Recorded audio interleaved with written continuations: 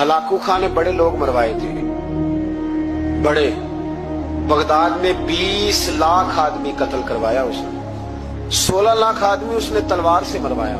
लोगों ने ना जेरे जमीन तह खाने खोदने शुरू कर दिए। 4 लाख आदमी तह खानों में छुप गया और चुन चुन के मुसलमान मारता था। जब हलाकू को किसी ने बताया ना 4 लाख बंदे छुप गए, उसने नहरों के बंद तोड़वा दिए, दरियाओं के बंद तोड़वा दिए, पानी जेरे जमीन चला गया। 4 लाख आदमी डूब के मर गया। 20 लाख आदमी मरवाया। एक दिन एक इलाके में घूम रहा था, नींबू खाने का बड़ा शौकीन था। बाजार में गया तो एक नींबू खरीदा।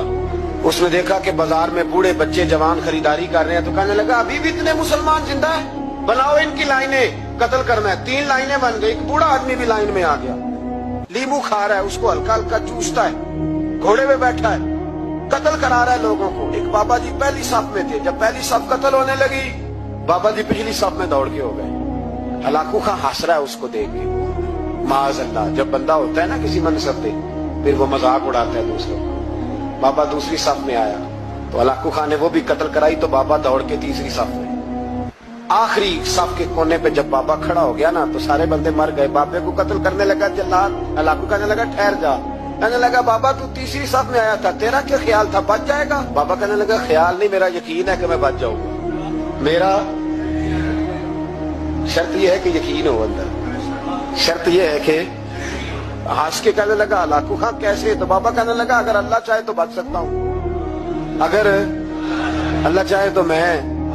बहुत सारे लोग हैं डॉक्टर लिख के दे देते हैं नहीं बचेगा, वो बच जाता है, क्योंकि बचाने वाला अल्लाह है। अल्लाह चाहे तो बच जाऊंगा। तो हलाकू कहने लगा कैसे? जब ऐसे किया ना, कैसे ऐसे किया ना, तो नींबू हाथ से गिर गया। वो बच्चे प्लेयर नहीं होते, वो गेंद गिनती है तो छलांग लगा के पकड़ लेते। बड़ा घोड़सवार था, नेजाबाज था, छलांग लगाई नींबू कैश करने के। कैसे तू कैसे बचे? क्यों हाथ घुमाया, नींबू गिरा तो छलांग लगाई, नीचे झुका। जब नीचे झुका ना तो गिर गया घोड़े से। जो पैर था वो घोड़े की रकाब में उलझ गया। घोड़ा डर के दौड़ गया। जब घोड़ा दौड़ा तो जमीन पर जोर जोर से सर लगने लगा। सिपाहियों कहता दौड़ो, इसको पकड़ो। सिपाही भी दौड़े पर घोड़ा काबू ना आया। घोड़ा उस वक्त रुका जब ना उसका चेहरा पहचाना जाता था, ना आंखें सलामत थी, ना नाक सलामत थी। उसकी खोपड़ी सारी इस तरह चूर चूर हो गई जैसे किसी ने हथौड़े के साथ पीसी हो। हलाकू की लाश से खून बह रहा था। बाबा हंस रहा था।